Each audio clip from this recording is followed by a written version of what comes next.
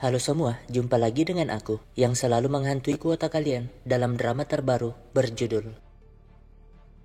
Ya, dari judulnya saja kita sudah bisa menebak kalau drama ini tuh bercerita tentang mafia pedagang senjata yang melibatkan seorang bocah perempuan tak tahu masalah. Penasaran? Oke, jangan lama-lama guys, langsung saja ke ceritanya.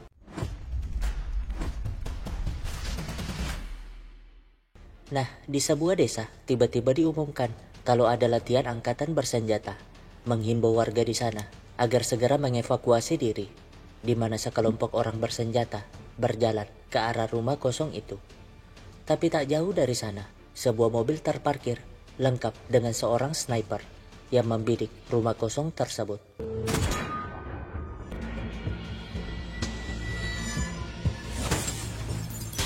Ya, untung gadis bernama Jong Jian dapat menghindar ketakutan sambil memandangi pistol di tengah.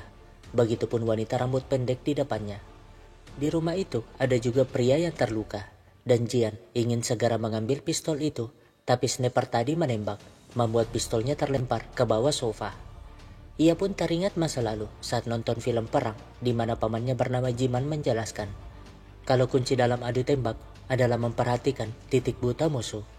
Alhasil, ia segera mengikat cermin di sapu, lalu memancing sniper itu. Tapi ditembak. Ia sih tak nyerah, menaikkannya agak tinggi, tapi hal yang sama terjadi. Sehingga ia mencoba paling atas, dan rupanya sniper itu tak berhasil. Membuatnya ngerti di mana posisi musuh dan titik butanya. Ia pun naik ke atas kulkas untuk melompat ke sebelah, biar dapat mengambil pistol tadi. Sialnya, si sniper pindah agak ke samping, sehingga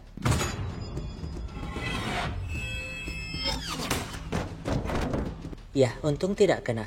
Sialnya, pistol ada di bawah sofa, sehingga ia harus membaliknya. Tak menyangka ada sniper canggih di sana. Dan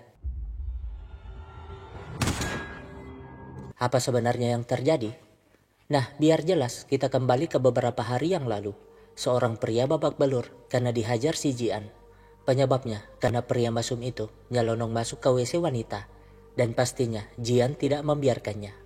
Tapi namanya hukum, Jian sudah melanggar aturan, minimal memanggil walinya ke sana. Alhasil, meskipun berat, Jian yang orang tuanya sudah meninggal terpaksa menghubungi Jiman. Tapi yang mengangkatnya malah polisi, menjelaskan kalau Jiman baru saja tewas bunuh diri. Dengan begitu, ia pun pulang kampung. Teringat saat dulu pertama kali kuliah ke kota, ia kebingungan karena Jiman melengkapinya dengan lemari besi anti peluru. Padahal kan sebagai mahasiswa, ia tak butuh gituan. Uniknya lagi, si Jiman menyuruhnya menghafal ID mahasiswanya. 2201-9074. Dan itulah kata-kata terakhir Jiman yang diucapkan kepadanya. Nah, secara kebetulan supir taksi kita panggil Burhan ngaku sebagai teman sekolah Jiman. Tapi saat tahu Jiman sudah meninggal, ia jelas sangat terkejut. Memberi kartu namanya, siapa tahu Jian meminta bantuannya. Singkatnya, ia akhirnya melihat jasad sang paman. Bingung karena biasanya orang yang bunuh diri mengiris pergelangan tangan. Tapi mengapa pamannya mengiris leher? Itu pun bentukannya aneh. Sehingga polisi menjelaskan kalau tak ada bukti apapun yang menyebabkan Jiman dibunuh. Sehingga mereka menarik kesimpulan begitu. Namun yang menarik, terdapat tato aneh di kaki pamannya. Nah, untuk menyiapkan pemakaman, ia pun balik ke rumah. Dan secara kebetulan, teman masa kecilnya bernama Jongmin muncul. Membantunya memotret foto pamannya sambil menjelaskan kalau dirinya lulusan teknik komputer yang pernah membantu Jiman membuat website penjualan. Yah, Jiman jualan selang demi membiayai Jian sejak bocah. Tapi anehnya, Jian tak pernah sekalipun menangis, bahkan saat pamannya disemayamkan. Untung ada Burhan yang membantu, tapi bingung dengan salah satu karangan bunga di sana. Karena setahunya tak ada teman Jiman bernama Le Yonghan. Tak berapa lama, keanehan mulai terjadi di mana ada tamu kembar yang tidak dikenal. Bahkan di luar, seseorang mengucapkan kata-kata aneh.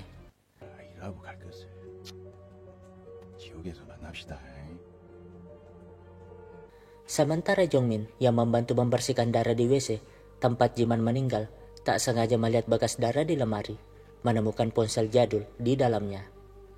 Nah, Burhan pun tak henti-hentinya nangis. Tapi teman-teman sekolahnya yang lain malah mengungkit keburukan Jiman, bahkan berdebat. Ada yang bilang Jiman seorang gangster, ada juga yang ngaku kalau Jiman seorang intelijen. Membuat Burhan yang sudah mabuk marah. Harusnya tuh mereka semua berterima kasih kepada Jiman. Mengingatkan kejadian dulu saat mereka semua kesulitan keuangan. Bahkan ayah Burhan sempat ingin bunuh diri sekeluarga. Tapi Jiman tiba-tiba muncul memberikan uang yang banyak. Mendengar itu, Jian hanya terdiam. Bingung karena selama 10 tahun tinggal bersama pamannya, ia tak pernah tahu cerita itu. Singkatnya, setelah dimakamkan, teman-teman Burhan tambah bingung karena Jian sama sekali tak bersedih. Tapi Jian tak peduli, berterima kasih kepada Jongmin yang sudah membantu. Namun, saat sendiri di rumah, barulah ia teringat kenangan pamannya, membuatnya nangis seketika.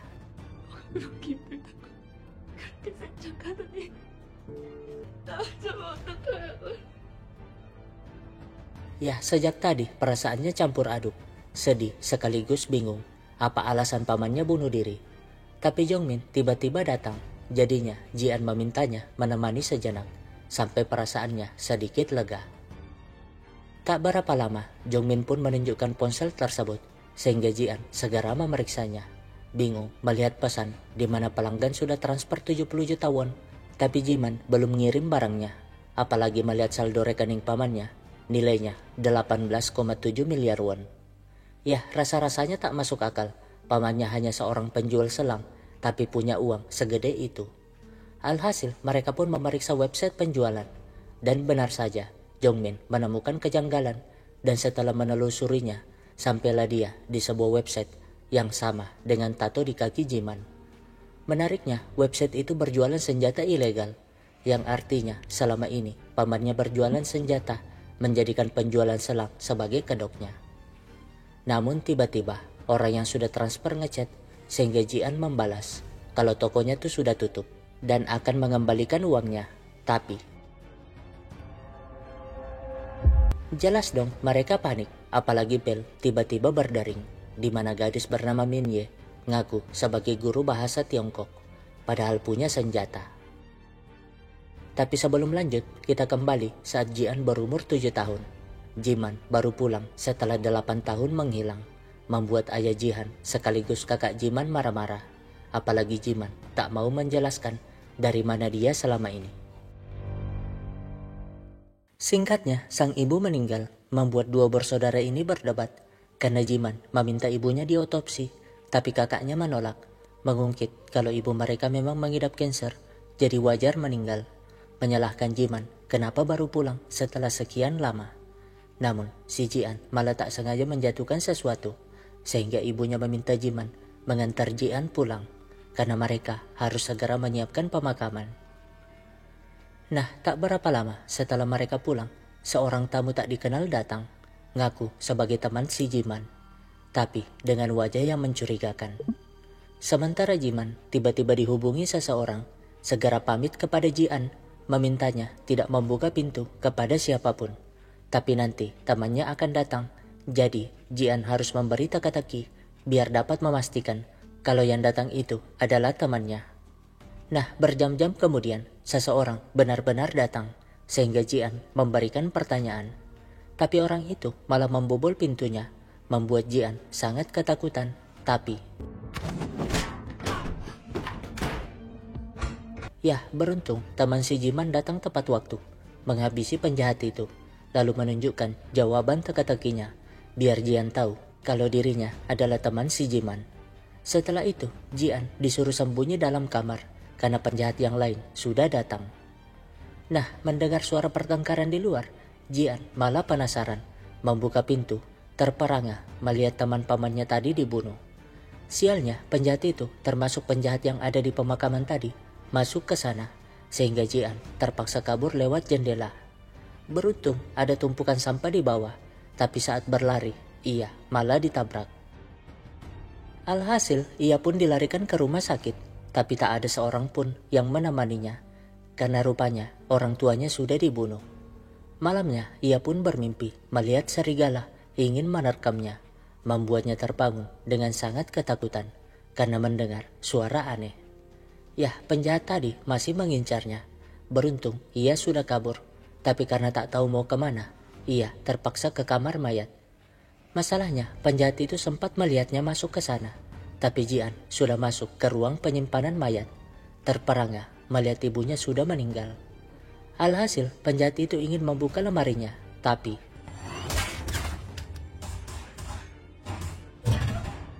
ya, itu adalah Jiman. Berhasil mengalahkan penjahat tadi.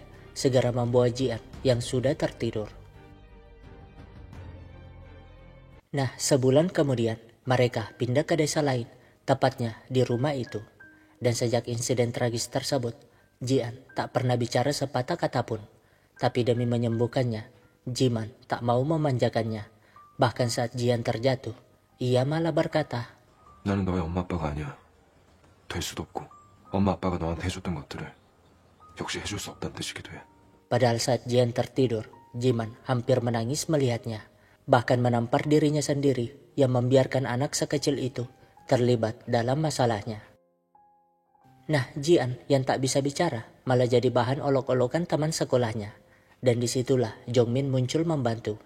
Tapi karena teman-temannya masih meledek tentang orang tuanya yang sudah meninggal, Jian benar-benar marah, menghantam mereka pakai kursi.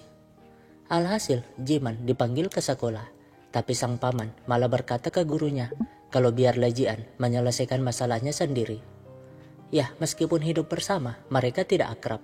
Bahkan pernah sekali Jian pulang sambil hujan-hujanan, tak peduli dengan pamannya yang menjemput. Tak hanya itu, di rumah pun mereka makan sendiri-sendiri. Tapi soal biaya, Jian selalu menempel tulisan di kulkas, sehingga Jiman menaruh uang di sana. Nah, suatu ketika, bocah yang dipukul itu balas dendam, mengurung Jian di gudang sekolah.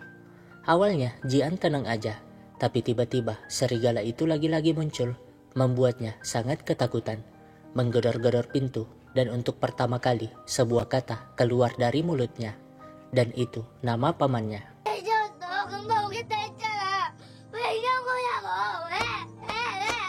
Ya, serigala itu adalah wujud rasa trauma si Jian, dan kemunculannya sekarang membuat trauma Jian sembuh, dan itulah yang diharapkan sang paman. Alhasil, sejak saat itu, mereka pun akrab kembali, layaknya ayah dan anak. Nah, kita lanjut ke sekarang. Jian menyuruh Minye datang lain waktu, alasan pamannya tidak ada di sana. Tapi saat Minye pergi, pesan aneh lagi-lagi masuk. Tak berapa lama, Jongmin menemukan hal yang aneh, menjelaskan kalau Murda Help ini sebuah organisasi mafia dan hanya dapat diakses oleh anggota yang lulus dan mendapatkan kode. Artinya, orang yang dapat membeli senjata di website tersebut hanyalah orang-orang yang terdaftar sebagai anggota. Itu pun tergantung kelas anggotanya, yang terbagi atas 4 kode. Yang pertama, kode merah alias pembunuh, yang dapat membeli senjata, bom maupun racun. Yang kedua, kode ungu alias mata-mata, yang dapat membeli alat penyadap maupun senjata sederhana. Lalu yang ketiga, kode kuning alias pembersih, yang dapat membeli bahan kimia guna melenyapkan jejak maupun barang bukti kejahatan.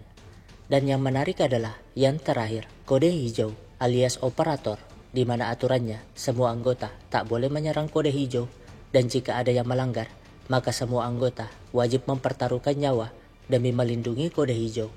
Yang anggotanya hanya ada 2 orang, yaitu 너희 삼촌 정진만 그리고 정지한. Jelas dong, Jian sangat terkejut mengapa namanya juga ada di sana. Namun tiba-tiba rumahnya bergetar. Dan setelah diperiksa, ternyata pagar mereka sudah hancur. Sialnya lagi, drone muncul menembak mereka. Tak hanya 1, tapi banyak. Untung tak ada yang kena. Namun tak berapa lama, drone itu melemparkan bom yang menghancurkan kaca rumah tersebut. Dengan begitu, drone itu bisa masuk, membuat mereka terpisah ke ruangan berbeda. Sialnya, Jongmin tak sempat menutup pintu dan hanya bisa sembunyi di lemari, sehingga drone yang mengejarnya menghancurkan lemari tersebut. Untung, Jian masih sempat menembaknya pakai ketapel. Namun malamnya, sekelompok orang yang nantinya akan menyerang mereka sudah berkumpul, di mana si botak ini mengeluarkan sebuah chip dari lengannya dan membakarnya. Dan bersambung. Apa sebenarnya alasan Jiman dan Jian harus dibunuh? Tunggu Maki di episode selanjutnya. Nah, kita kembali ke masa saat Jian berumur 17 tahun. Pamannya memutuskan memasang beberapa jendela dengan menggunakan jasa tukang bernama Pasin. Dari modelannya sih, Pasin ingin markup harga, tapi melihat tatapan Jinman, ia nampak ketakutan, membuat Jian bingung. Apalagi pamannya tiba-tiba mengajak ke gunung sampai renovasinya selesai. Tapi setelah beberapa hari mendaki, mereka malah tersesat. Tak ada sinyal, dan sialnya lagi, kaki Jinman terkilir, bahkan demam, sehingga mereka harus istirahat di sebuah gua. Masalahnya, Jinman menjelaskan kalau ia lagi demam, maka tak lama lagi ia akan terkena hipotermia. Jadi, Jian harus segera turun gunung, mencari bantuan di pos pendakian terdekat. Ia pun memberinya ketapel untuk jaga-jaga, tapi Jian jelas tertawa, mana bisa kayu gituan melindungi dirinya. Sehingga Jinman terpaksa menyuruhnya memanggil namanya saja 3 kali, jika dalam masalah seperti dulu saat Jian dikurung di gudang sekolah, karena ia pasti akan muncul. Jelas dong, Jian mengira pamannya sinting, memilih mengambil ketapel itu saja daripada nurutin kekacauan pamannya. Padahal saat dia pergi, Jinman segera menghubungi Pasin. 파신, 나야. 야, 기운 대단하네. 본인이 선택하게 해야지. Ia pun masuk ke dalam gua mengambil sebuah senjata, yang artinya ia memang pura-pura sakit dan sengaja tersesat di gua. Entah apa tujuannya. Di lain sisi, Jian akhirnya sampai di pos jaga, tapi yang ditemukannya malah anjing hutan, mengingatkannya dengan trauma masa lalunya, sampai-sampai ia merasa kalau anjing itu adalah serigala tersebut. Sialnya, si anjing menggigitnya, tapi ia tidak nyerah, langsung menimpuknya pakai batu, lalu mencoba menyerang serigala itu. Dan benar saja, ia berhasil melawan ketakutannya, tapi anjing yang lain mau nyerang dan...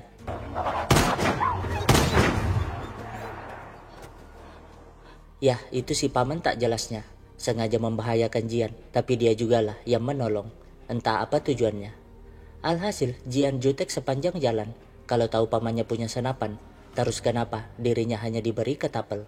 Tapi Jinman hanya ngejawab santai, kalau Jian tuh masih bocah dan belum pantas menggunakan senjata berbahaya seperti itu. Singkatnya, karena ditantang, Jian pun latihan menggunakan ketapel itu, hingga akhirnya mampu tepat sasaran, sehingga... Ya, itu paman tak jelasnya, mengajarkan Jian semua hal yang penting tentang senjata. Dengan begitu, Jian pun mulai mahir menggunakannya. Nah, kita kembali ke sekarang. Untuk melawan drone itu, mereka pun menggunakan pintu tersebut untuk berlindung, lalu menembaknya saat ada kesempatan. Sayangnya, ketapel itu tak mempan. Sementara di luar, Minye menyiapkan senjata, entah apa maksudnya. Sedangkan mereka bingung mengapa drone-nya berhenti menembak. Memeriksanya, namun... Jelas dong mereka panik, apalagi drone-nya siap menembak, tapi...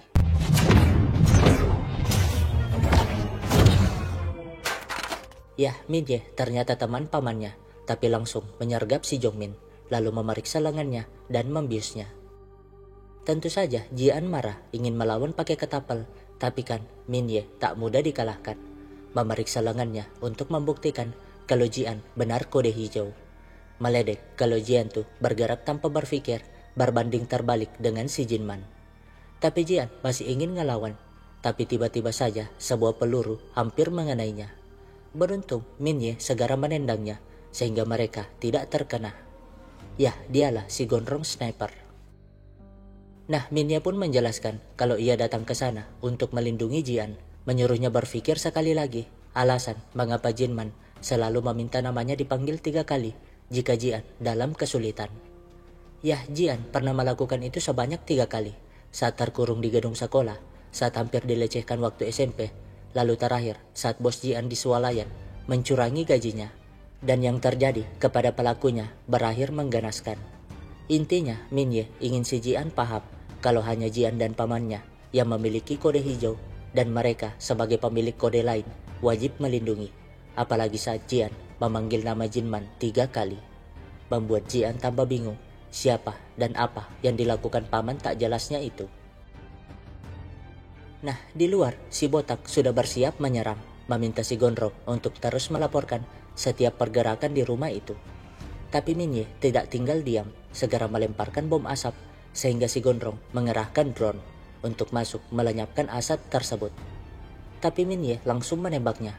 Sayangnya si Gondrong yang melihatnya langsung menembak mengenai lengan Minye hingga pistolnya jatuh di tengah.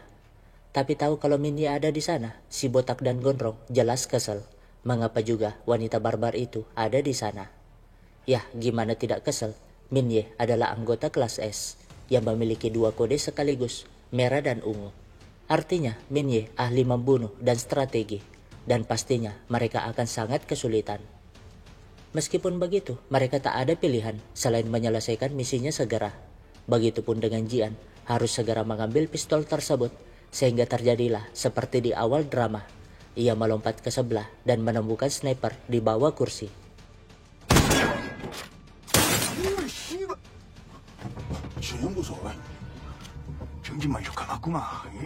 Sialnya, itu tidak kena, membuat si Gondrong semakin emosi. Dan karena Jian kewalahan, Minye pun segera membantunya. Nah, merasa sudah aman, Jongmin pun ingin gabung, tapi mereka ternyata sudah di luar, sehingga Minye yang menyadari itu menyuruh Jian segera masuk ke gudang kerja Jinman, karena di sanalah pintu masuk Mother Help itu. Alhasil, mereka pun segera ke sana menggunakan pintu itu sebagai perlindungan. Sialnya, si Gondrong menyadarinya, tapi itulah tujuan Minye, langsung menembak si Gondrong, tapi sayang pelurunya terpental ke supir si Gondrong, yang akhirnya tewas. Dengan begitu, mereka pun dapat masuk ke sana dengan aman. Begitupun Minye yang menyusul untuk melindungi mereka. Nah, menemukan liftnya, Jian bingung karena sudah memasukkan ultahnya dan ultah pamannya, tapi tidak berfungsi. Namun, teringat kata-kata terakhir pamannya untuk terus mengingat ID siswanya. Ia pun mencobanya, dan benar saja itu berfungsi, di mana lift itu membawanya ke basement rahasia alias gudang senjata Mother Help. Namun, pria bertopeng tiba-tiba menodong mereka. Brother ya. Nah, kita kembali ke masa lalu. Jinman terlihat di sidang sebagai saksi. Or did you not see the dependent killing civilians? Yah, dialah si Bale yang entah ada masalah apa dengan Jinman, tapi Bale itulah yang membunuh orang tua Jian di pemakaman waktu itu. Makanya saat Jinman tahu kalau Bale menuju pemakaman, ia segera meminta temannya, si Honda, untuk melindungi Jian. Tapi saat di jalan, emak-emak yang mobilnya bongok malah minta bantuan. Dan Jinman yang tak ada waktu ingin mundur, tapi...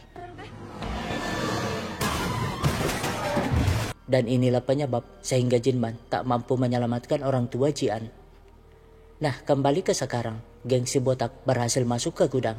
Tapi tenang aja, sebagai member kelas S, Minye tak mungkin kalah dengan mudah. Segera memadamkan lampu sambil mengawasi pergerakan musuh dan menembak satu persatu dari atas. Sayangnya si Botak menyadarinya sehingga mereka semua menembak. Tapi kan itulah tujuan si Minye, diam-diam turun dari sana dan menyergap mereka satu persatu. Tapi saat mengalahkan salah satu musuh, Minye terpaksa mengarahkan senjata ke atas, membuat si Botak tersadar, menyuruh anggotanya menembak atap biar ruangannya terang. Tapi terlambat, Minye sudah tahu posisi mereka, membunuh semuanya hingga tersisa si Botak. Sayangnya si Botak yang unggul dalam kekuatan membuat Minye tak berkutik, hanya bisa menahan sambil mengiris tangan si Botak. Namun ia tetap tersenyum karena si Botak tidak sadar kalau pisau yang ia pegang mengandung racun, membuat wajah si Botak membiru hingga akhirnya terpaksa bertemu malaikat maut.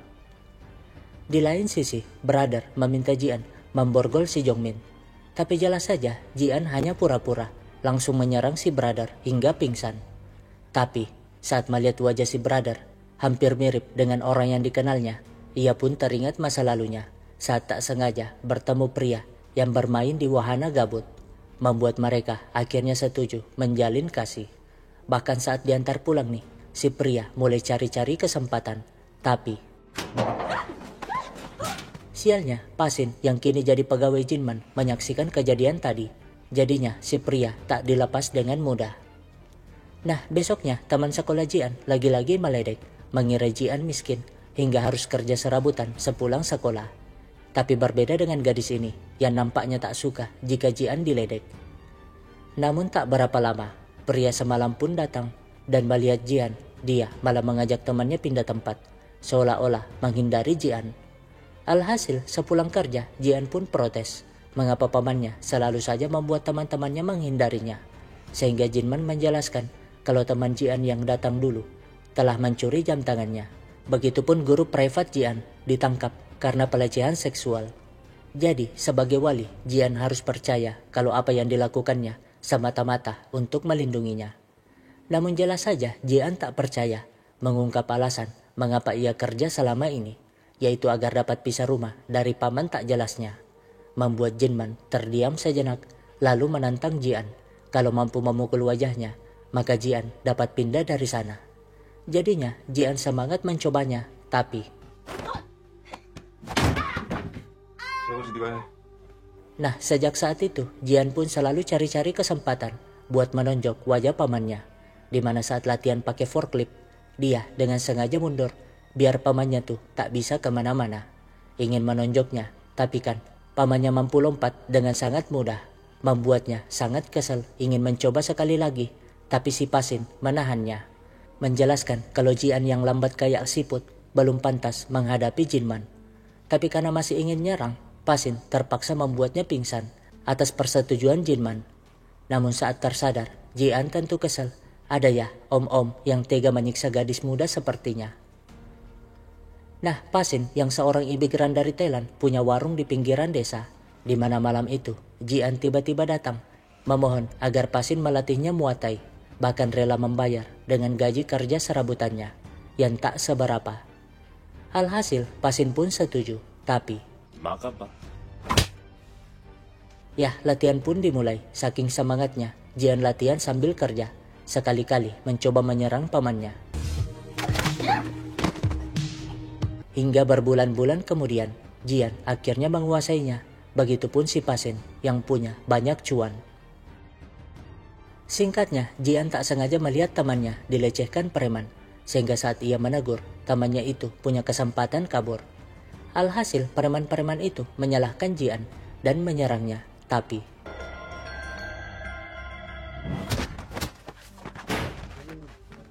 ya, Jian kini tak terkalahkan dengan tangan kosong.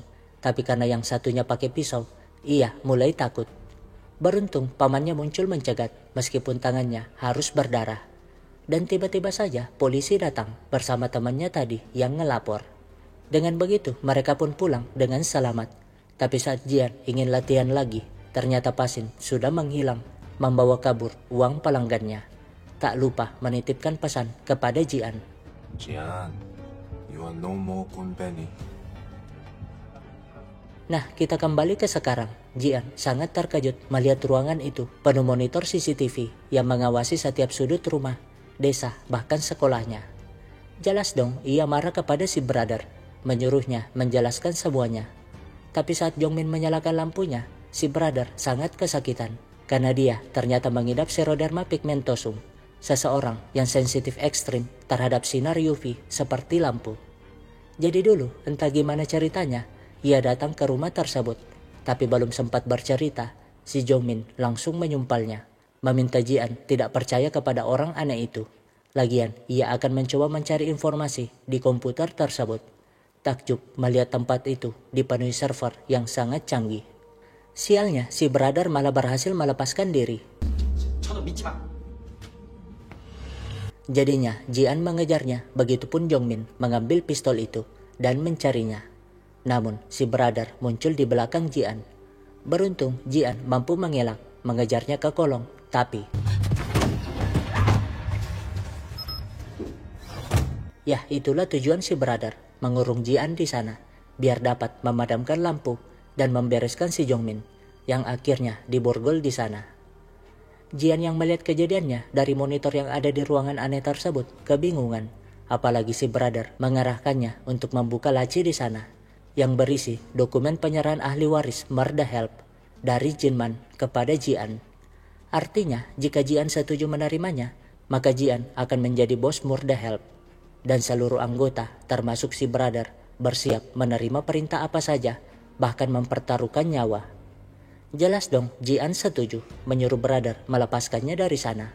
Tapi saat naik nih, Jian langsung merebut pistol si brother dan mengancamnya agar si Jongmin dilepaskan. Membuat brother tambah gugup karena ia tak mau melepaskan Jongmin.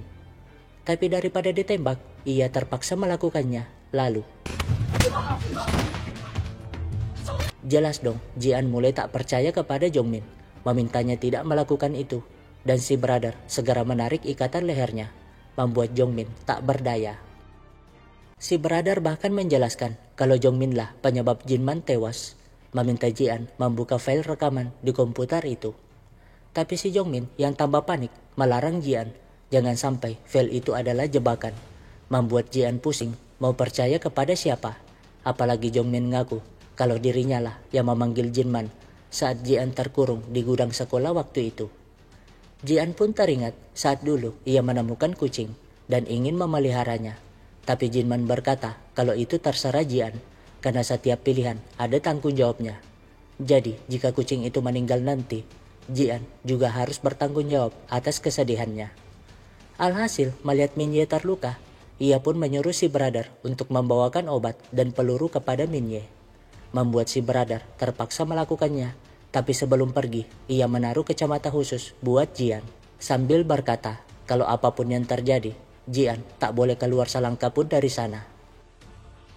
Nah, saat keluar, brother pun menunjukkan wajahnya, membuat Minye lega karena telah lama tidak melihat brother yang kini sudah gede. Sementara Jongmin langsung memeluk Jian, berterima kasih karena percaya kepadanya. Tapi 알아? 알았을 때 너 학교 창고에 가둔 거 그것도 나야. jelas dong, Jian panik, tapi terlambat. Jongmin menusuk lehernya dengan bius, membuat Jian tidak berdaya melihat kacamata itu. Dan teringat saat kucingnya meninggal, Jinman membiarkannya menangis karena memang Jian harus bertanggung jawab atas pilihannya.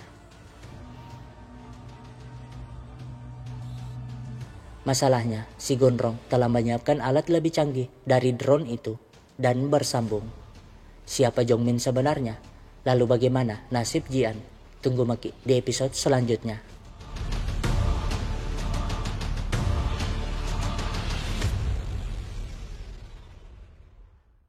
광고 보고 왔는데. 배정민이라고 합니다. 지안이 초등학교 동창이에요. Ya, sejak awal Jongmin terkutuk ini adalah mata-mata, mulai mengutak-atik server Murder Help. Tapi tiba-tiba orang di balik layar menghubunginya, menyuruhnya membunuh Jian. Tapi si Jongmin masih ingin senang-senang, menceritakan bagaimana ia menyuruh bocah-bocah itu mengurung Jian dulu, hanya karena penasaran apakah Jian benar-benar bisu atau tidak. Membuat Jian semakin emosi, apalagi Jongmin mengungkap alasan bagaimana ia menjadi seperti sekarang. 바벨론이라는 곳이 있어. Jadi setelah dipulangkan dari wajib militer, ia mulai tertarik dengan senjata.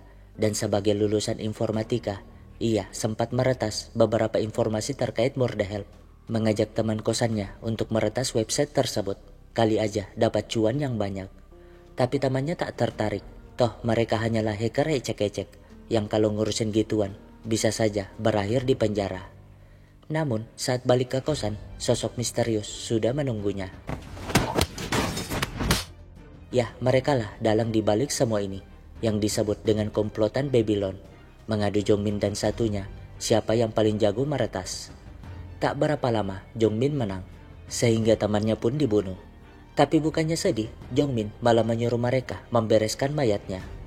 Ya, sejak saat itu, Jongmin merasa bahwa dirinya berbeda dengan orang biasa. Apalagi Babylon menunjukkan foto Jinman dan Jian, menyuruhnya menjadi mata-mata. Alhasil, datanglah dia ke rumah Jinman melamar kerja seperti di awal video tadi. Dan di sana, ia pura-pura terlihat lemah, padahal selalu curi-curi kesempatan buat mencari rahasia di sana, menggunakan pulpen kamera untuk merekam setiap sudut ruangan. Tapi karena tidak menemukan sesuatu dan waktunya sisa sehari, apalagi Jinman sudah ada di sana, ia pun pura-pura kebelet agar bisa mencari sesuatu di dalam rumah. Tapi ya, itu pengeras suara di mana Jinman bisa melihatnya.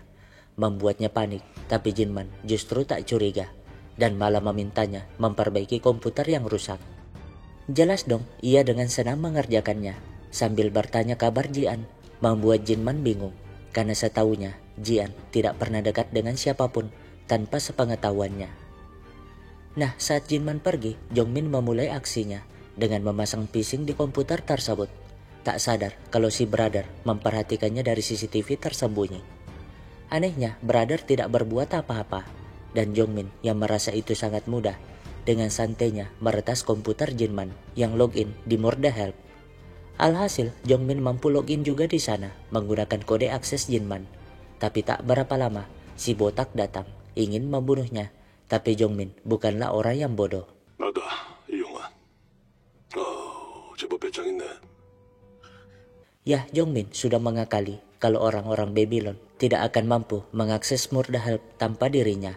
Dan yang terpenting, Jongmin punya rencana brilian untuk melancarkan tujuan Babylon, sehingga terjadilah seperti sekarang, di mana Jongmin membuka rekaman yang dimaksud si brother tadi, saat dirinya digantung si Jinman.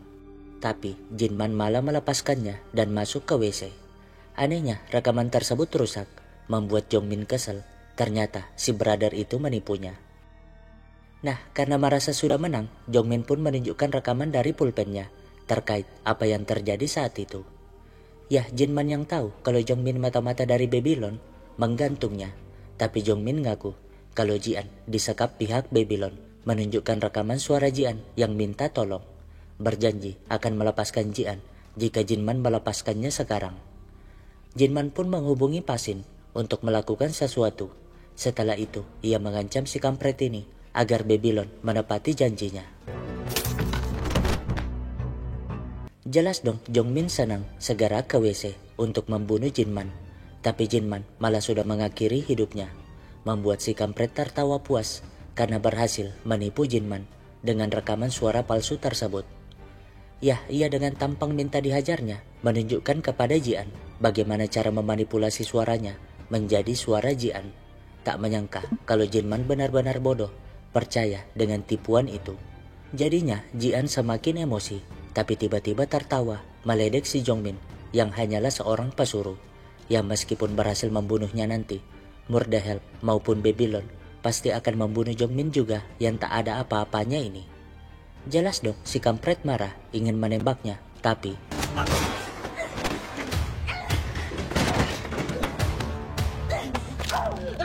ya, Jian berhasil menggigit telinga si kampret sekaligus melepaskan diri, segera lari sembunyi karena Jongmin masih memegang pistol. Ia pun teringat ajaran pamannya kalau dalam keadaan terdesak nih, ia harus memanfaatkan segala hal yang ada di sekitarnya. Di lain sisi, si Gondrong malah dapat misi baru kalau mereka tidak boleh membunuh ataupun melukai wajah Jian, karena wajah Jian masih dibutuhkan untuk mengakses sesuatu yang penting. Sementara Jongmin dengan belagunya memastikan kalau Jian tidak bisa kabur darinya. Tapi ya, penjebakannya berhasil dan saking keselnya Jian menghajarnya hingga mampus. Sementara Minye mengobati lukanya sambil protes kepada brother yang harusnya tuh tidak meninggalkan Jian sendirian.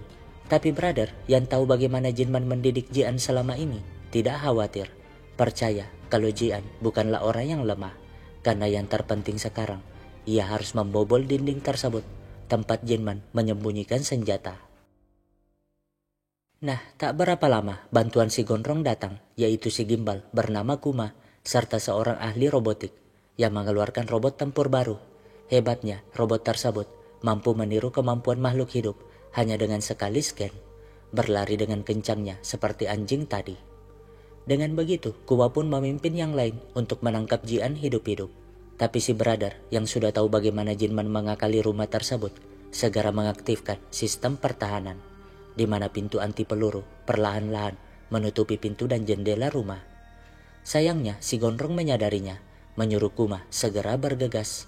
Sialnya lagi, robot aneh itu sudah sampai, membuat Minye kewalahan menembaknya, apalagi si Kuma sudah menyerang. Alhasil ia segera mundur di mana pintu lorongnya menutup dan masalahnya si robot masih sempat menahan pintu sehingga Kuma dan yang lain dapat masuk ke sana. Di lain sisi, Jian masih pusing atas semuanya, tapi tertulis dalam berkas warisan tersebut kalau ternyata pamannya memberi dua pilihan. Yang pertama, Jian dapat kabur dari situasi tersebut dengan menggunakan pintu belakang, di mana sudah tersedia identitas baru buat Jian, serta uang yang sangat cukup agar Jian memulai hidup baru, lengkap dengan nomor telepon orang-orang yang akan membantu Jian nantinya. Pilihan kedua, Jian dapat mempertahankan Murdahelm bersama orang-orang yang melindunginya. Dan kalau memilih itu, Jian harus membaca semua panduannya.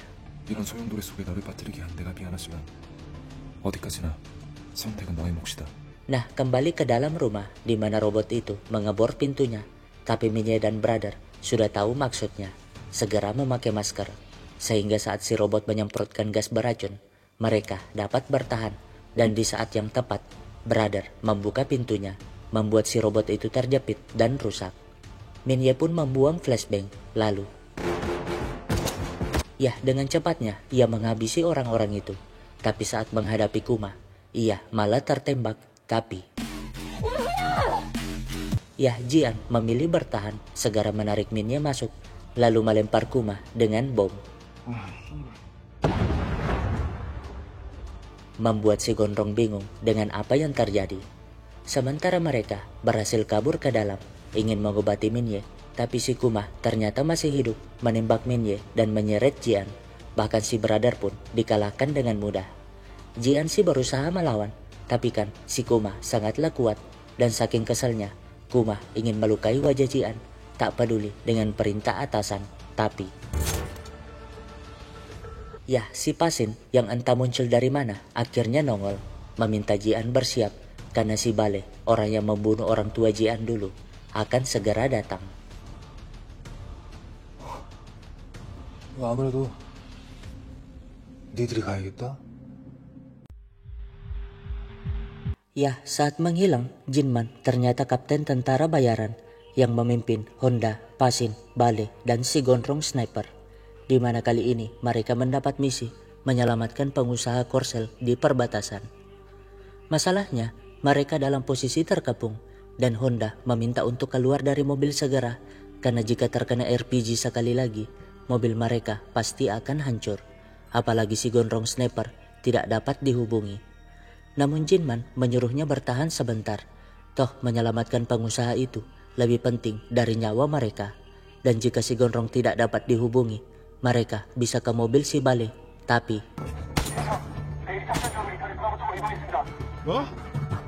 di atap gedung yang tak jauh dari sana, si Gondrong Sniper yang saat itu belum gondrong tidak dapat dihubungi karena sibuk melawan musuh. Bahkan nyawanya terancam. Beruntung juniornya muncul membantu, membuatnya sangat lega. Tapi 4 tentara musuh tiba-tiba muncul. Jelas dong mereka bingung. Tapi si Bale meninggalkan posisinya karena naik ke sana. Alhasil si Gondrong pun dapat membantu Jinman dengan menembak puluhan musuh di sana, membuat Jinman sangat lega. Mereka pun ingin pulang, tapi karena tim Bale dan si Gondrong tak datang-datang, Jinman dan Pasin pun segera menyusul. Si Gondrong dan juniornya ternyata menunggu si Bale yang entah pergi kemana. Dan karena khawatir terjadi sesuatu kepada Bale, sang junior pun masuk ke dalam gedung. Tapi betapa terkejutnya dia saat melihat warga sipil banyak yang tewas tertembak. Itu kerjaan si Bale. Bahkan saat warga sipil ini memohon, dia tetap menembaknya. Mendengar suara pistol tersebut, Jinman dan Pasin segera masuk. Sementara si junior dengan ketakutannya protes mengapa Bale melakukan itu. Tapi si Gondrong ternyata tahu apa yang dilakukan si Bale. Tapi karena si junior mengetahuinya, ia pun membunuhnya. Jelas dong Jinman segera ke sumber suara, bingung dengan apa yang terjadi. Tapi Bale dan si Gondrong malah menuduh tentara musuh yang membunuh si junior dan warga sipil itu. Sialnya seorang bocah tiba-tiba muncul dengan sebuah senjata. Lalu 잠깐만. 목격자는 없어야지. Karena itu Bale pun disidang di negara tersebut, di mana si Gondrong yang menjadi saksi menjelaskan bahwa mereka hanya membunuh pemberontak karena pemberontak itu menembak warga sipil.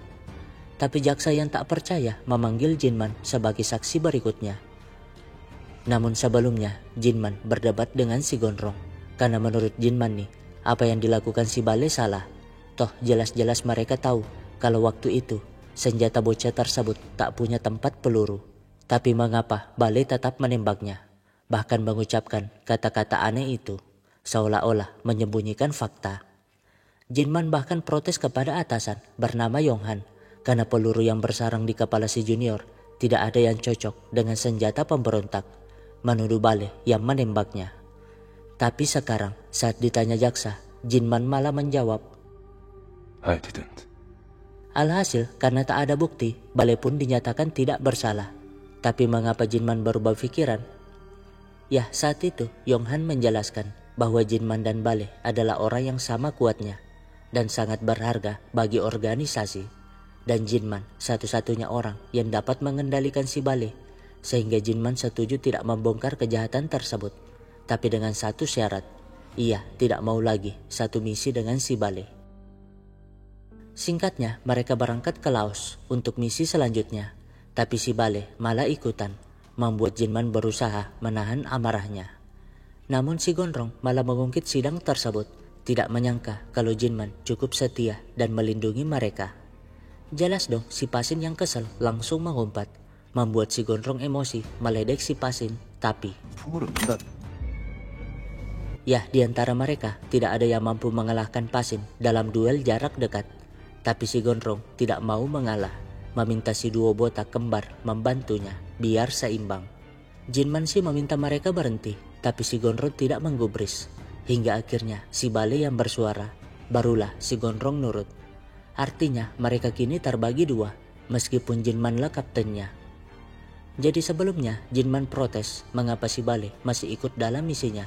Namun Yonghan menjelaskan bahwa itu keputusan pusat. Apalagi misi kali ini sangat penting, yaitu mengalahkan bandar narkoba terbesar di Laos. Berjanji kalau ini terakhir kalinya Jinman satu misi dengan si Bale. Lagian tak ada warga sipil di sana, dan Jinman cukup menangkap si Tao, bos bandar narkoba hidup-hidup. Sementara Bale ditugaskan mengurus kroco-kroconya, sehingga Jinman terpaksa setuju. Nah, setelah mendarat, Jinman mengingatkan si Bale kalau tak boleh membunuh jika mereka tidak bersenjata. Namun, psikopat ini hanya menatapnya dengan tatapan membunuh, seolah-olah tidak peduli. Singkatnya, mereka pun berhasil mengalahkan bandar narkoba tersebut, di mana si Bale menemukan dua musuh yang menyerah tanpa senjata, jadi tak boleh dibunuh. Namun, si Bale malah mengakalinya, memberikan pisaunya sehingga ia dapat membunuhnya dengan sangat puas. Sementara Jinman dan Pasin berhasil menangkap si Tao hidup-hidup, mengabari yang lain untuk segera bergegas. Tapi seperti biasa, Bale yang haus darah malah berkeliling, menemukan tawanan yang terkurung di sana, lalu melempar mereka dengan granat. Jelas dong, suara itu membuat Jinman dan Pasin segera ke sana, yakin kalau itu ulah si Bale. Ya, Jinman memang cekatan, memastikan kalau akan melaporkan tindakan Bale itu ke pusat, memerintahkan mereka untuk meledakkan tempat tersebut dan segera pulang. Dengan begitu, mereka pun memasang bom waktu, tapi Jinman yang mendengar sesuatu di kamar si Tao mencoba memeriksanya.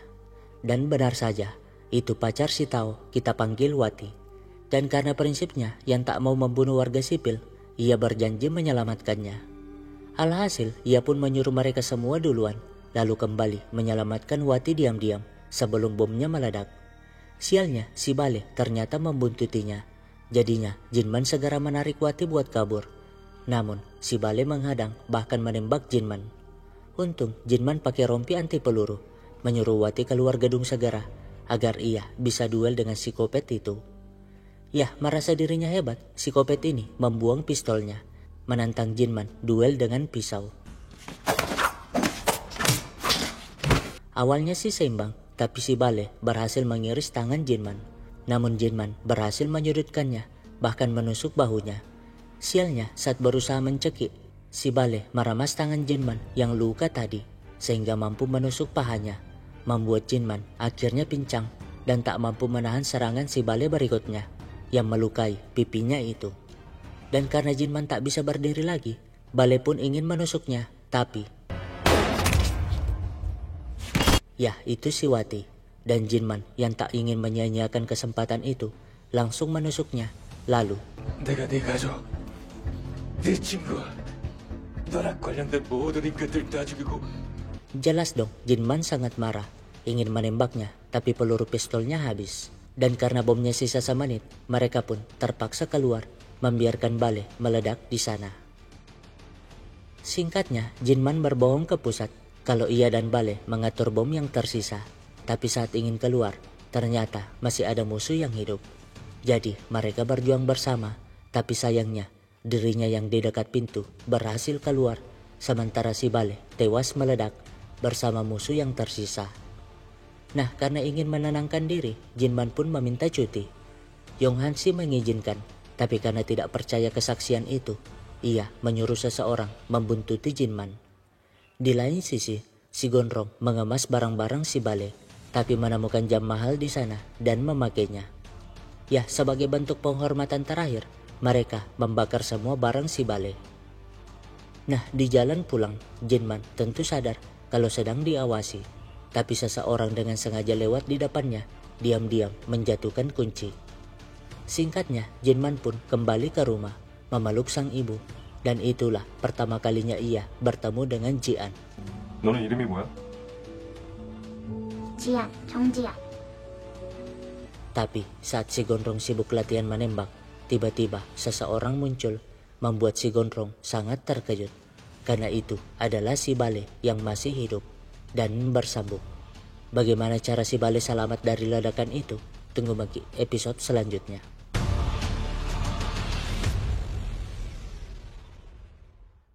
Nah, kisah ini masih kelanjutan si Jinman yang pulang kampung, di mana ia mengirimkan senjata buat mafia di Laos, dan bayarannya adalah si Wati yang diselundupkan ke Korea, tepatnya di rumah si Honda.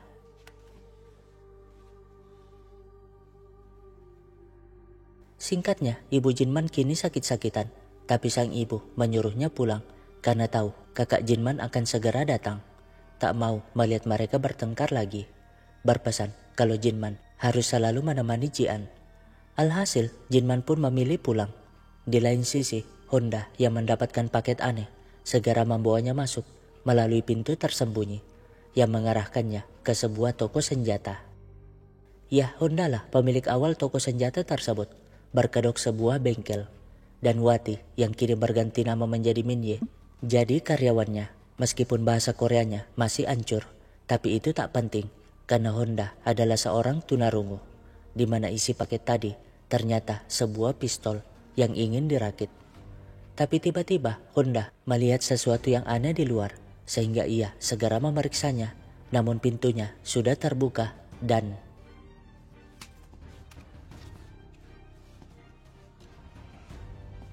ya, Jinman untuk pertama kalinya datang ke sana, membuat Minye sangat bahagia, tapi Honda terkejut karena melihat pistolnya sudah terakit.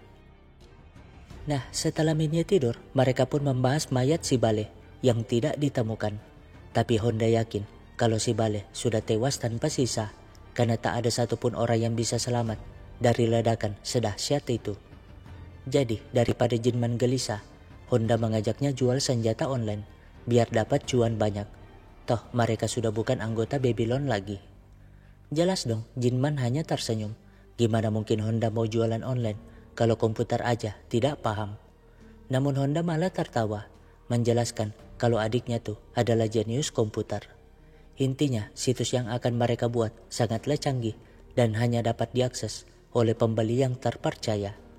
Tapi ngomong-ngomong soal senjata, Honda penasaran dengan Minye yang bisa merakit pistol tadi, padahal ia tidak pernah mengajarkannya.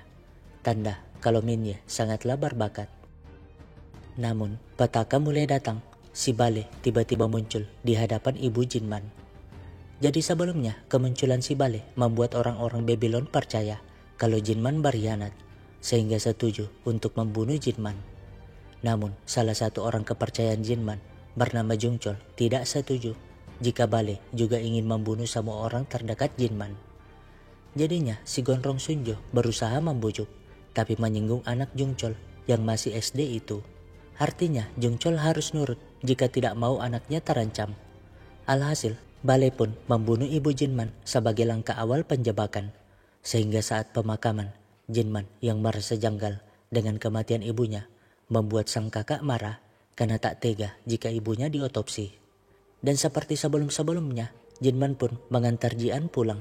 Tapi nyatanya orang-orang Babylon sudah sejak tadi mengawasi, termasuk si Gondrong Sunjo yang menerima aba-aba akhirnya datang, ngaku sebagai teman si Jinman, meminta bantuan mereka untuk mengambil karangan bunga di atap. Jelas dong mereka bingung, kok ada ya karangan bunga dikirim lewat sana. Tapi namanya ingin ngebantu, mereka pun nurut, padahal si Bale sudah menunggu di sana. Di lain sisi, Honda pulang ke rumah untuk membawakan makanan buat adiknya, yang tak lain adalah si Brother. Di saat yang sama, orang tua Jian sudah di ujung maut. Mirisnya, sebelum membunuh mereka, si Sungjo malah mengungkap skenario kematian kalau ayah Jian membunuh istrinya karena mengetahuinya selingkuh, lalu bunuh diri karena menyesal, membuat mereka hanya bisa nangis di ujung kematiannya. Paginya, Jung Chol lah yang menghubungi Jinman kalau si Bale itu masih hidup dan nyawa orang tua Jian terancam, sehingga Jinman meminta bantuan Honda untuk datang ke rumah melindungi Jian. Tapi mengetahui kalau kakaknya ingin keluar lagi, si Brother marah-marah, padahal Honda sudah janji sarapan bersamanya hari ini. Tapi mau diapa, Honda harus segera membantu sahabatnya. Ya, seperti sebelumnya, Jinman segera ke pemakaman untuk menyelamatkan kakaknya, sedangkan Honda segera melindungi Jian, memintanya sembunyi di kamar karena tahu kalau si ikat kepala ini sudah datang. Ya, ia langsung menyergapnya. Sayangnya perutnya tertembak sehingga ia berusaha mundur. Tapi masalahnya si Gondrong yang mendengar suara tembakan tadi segera datang. Awalnya Honda masih bisa mengimbanginya, tapi luka di perutnya membuatnya kewalahan. Di lain sisi, Jinman yang tertahan emak-emak itu akhirnya ditabrak truk, sedangkan si Gondrong menebas tangan si Honda tepat saat Jian melihatnya. Ya, itulah mengapa Jian shock berat, sedangkan Jinman dikepung puluhan musuh dari truk tersebut yang ternyata dipimpin si Jung Chol. Artinya telepon Jung Chol tadi pagi adalah sebuah jebakan. Masalahnya emak-emak itu ternyata musuh juga. Untungnya sih mobil Jinman anti peluru sehingga ia dapat bersiap di dalam. Lalu ya, serangan dadakan itu berhasil menewaskan semua musuh, tersisa emak-emak tadi dan si Jung Chol. Sehingga Jinman tak pikir panjang, langsung maju menyerang karena tahu kemampuan Jung Chol jauh di bawahnya. Alhasil Jung Chol hanya bisa minta maaf karena anaknya juga diancam. Sialnya emak itu muncul menembak. Untung Jinman masih sempat memakai Jung Chol sebagai tameng. Tapi karena perutnya juga kena tembak, ia terpaksa mundur. Di saat yang sama, Jian yang kabur malah tertabrak dan masuk ke rumah sakit. Di lain sisi, Bale ternyata mengutus anggotanya juga ke markas si Honda untuk membunuh Minye. Beruntung Minye melihatnya dari CCTV, sehingga ia segera sembunyi. Tapi mendengar percakapan mereka kalau Honda sudah tewas, ia tak ada pilihan selain melakukan penjebakan. Ya, itu air keras, di mana Minye langsung menembak mereka yang lengah. Setelah itu, ia mengemas barangnya dan dengan sedihnya menekan tombol darurat yang secara otomatis membakar tempat tersebut hingga tak tersisa. Di tempat berbeda, Pasin yang juga sudah berhenti dari Babylon sangat terkejut saat melihat pintu rumahnya terbuka. Ya, itu si Jinman, sehingga Pasin segera mengobati luka tembakannya. Nah, setelah agak mendingan, Jinman pun meminta bantuan Pasin. Sayangnya, Pasin sudah tidak mau terlibat dengan Babylon itu. Pokoknya, ia hanya ingin hidup damai aja di Korea. Lagian, ia bingung mengapa Jinman sangat ingin membunuh si Bale. Jinman pun menjelaskan kalau dirinya tuh sangat menyesal telah berbohong di pengadilan. Harusnya ia membiarkan psikopat itu ditangkap, sehingga wanita dalam tahanan waktu itu tidak diledakkan. Karena itu, Jinman pun hanya meminta pistol dan pamit dari sana. Sementara Bale sangat marah kepada si ikat kepala yang bisa-bisanya melepaskan Jian dan Minye yang menembaknya dulu. Tapi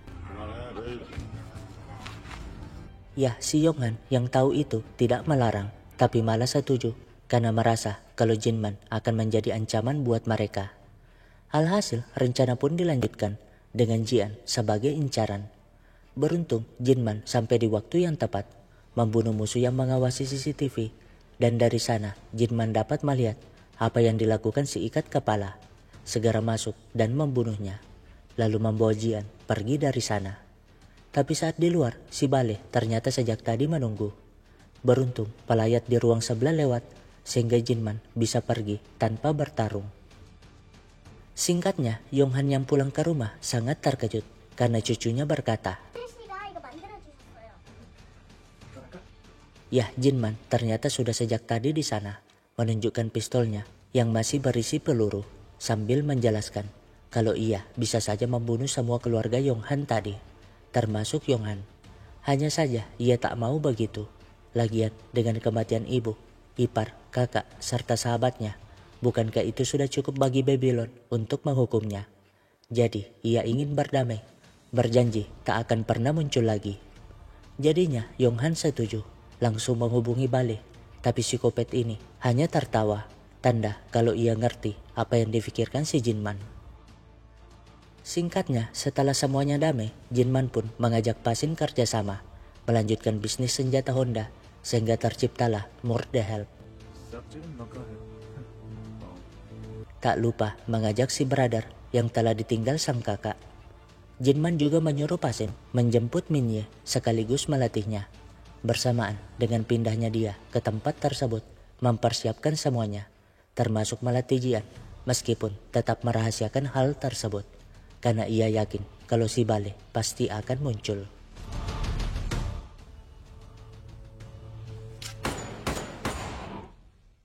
Nah, kembali ke masa sekarang, si Bale mengutus 2 botak kembar untuk membantu si Gondrong. 내가 니네까지 끌어들인 건 솔찬히 면이 안 사는데 저기가 생각보다 뚫기가 쉽지가 않아. Sementara mereka segera menolong Minye, di mana Pasin langsung mengambil kotak obat yang tersembunyi di bawah kasur, membuat Jian bingung. Ternyata selama ini Pasin juga tahu rahasia pamannya. Brother sendiri memeriksa jalan alternatif yang tersembunyi di balik mesin cuci ke toko senjata, membuatnya sangat terkejut karena ternyata si Jinman memasang jebakan di sana, yang tak lain adalah sebuah bom aktif jika pintunya terbuka. Nah, Minye yang tertolong tak ada pilihan, segera menyuntikkan insulin biar tidak merasakan sakit. Tak berapa lama, Pasin pun mengajak mereka untuk sembunyi di toko senjata. Namun brother dengan panik datang melarang mereka. Di saat yang sama, si kampret berhasil memutuskan ikatannya, ingin keluar lewat lift tapi tidak berfungsi, sehingga ia segera mengutak-atik servernya untuk mencari jalan keluar. Brother menjelaskan kalau ternyata Jinman merancang toko senjata itu tidak boleh ditinggalkan manajer, yang hanya 3 orang, yaitu Jinman, brother, dan Jian. Dan jika itu terjadi, maka sistem pengaman di toko tersebut otomatis terreset. Artinya Jian yang keluar dari sana tadi membuat tokonya terkunci. Makanya si kampret tidak bisa keluar dan butuh waktu 24 jam sampai terbuka kembali. Masalahnya si kampret sudah mengutak-atik servernya, sehingga brother kesulitan mengaksesnya. Kesal harusnya Jian tidak percaya kepada si kampret itu. Namun tiba-tiba robot tersebut menari-nari tak jelas, membuat mereka bingung. Lalu robotnya mengeluarkan gelombang suara yang dapat memecahkan gendang telinga, sehingga Pasin segera menembaknya, tapi tidak mempan. Jian sendiri menarik brother untuk berlindung, namun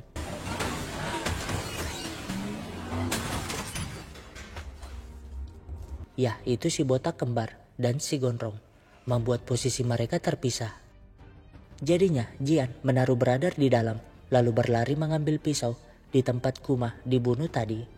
Sementara Minye yang ingin menyerang malah ditembak. Untungnya bukan di area vital, tapi itu membuat Pasin sangat marah. Lagian inilah saatnya mereka melanjutkan pertarungan yang dulu tidak terjadi.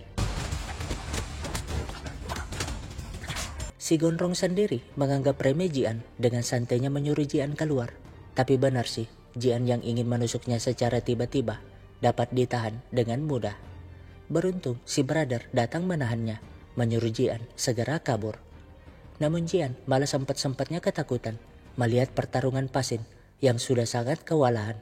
Tak sadar kalau brother yang melindunginya akhirnya tertembak. Nah, melihat Jian, si botak jelas ingin menangkapnya. Tapi Minye menahannya. Jadinya Minye semakin babak belur. Untung pasien yang masih bisa bangkit langsung menarik si botak pakai bingkai hingga tewas. Jadinya Jian yang sangat ketakutan hanya bisa nangis-nangis sambil kabur dari sana. Namun melihat saudaranya meninggal, si botak yang tersisa satu jelas murka. Tapi Pasin masih dapat menghindar. Nah, Jian memilih kabur ke gudang, tapi karena si Gondrong melihatnya, ia pun segera mengambil pistol lalu sembunyi. Sehingga saat si Gondrong masuk, tapi si Gondrong malah santai aja karena ia tahu kalau Jian belum pernah menembak manusia. Namun tiba-tiba terdengar suara sehingga mereka segera sembunyi lagi. Yah, itu si kampret yang berhasil menemukan jalan keluar alternatif. Kesal karena dialah yang paling berjasa dalam membunuh Jinman, tapi bisa-bisanya kalah dari Jian.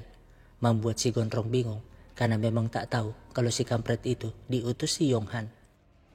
Melihat hal tersebut, Jian segera mencari celah untuk menghindar. Namun si Gondrong yang melihatnya tak mau buang-buang waktu lagi.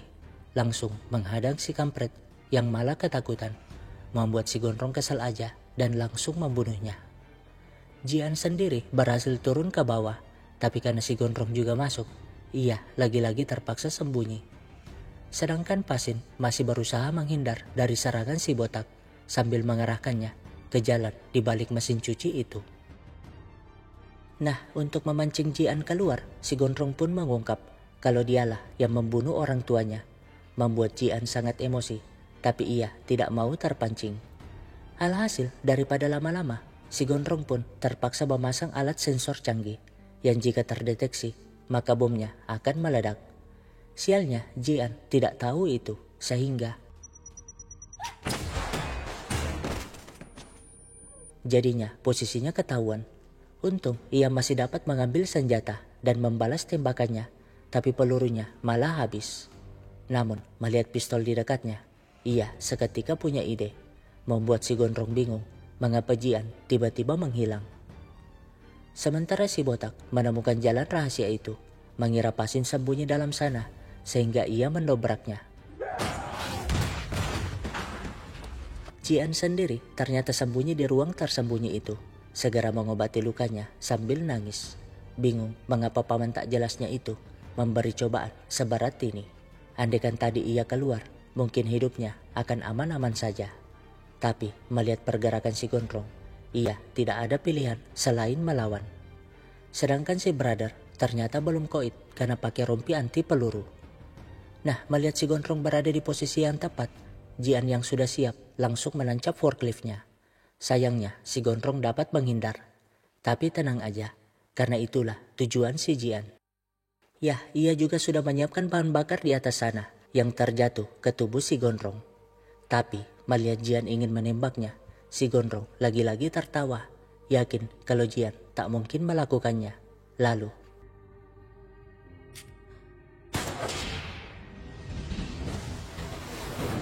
ya seketika si Gondrong teriak kesakitan.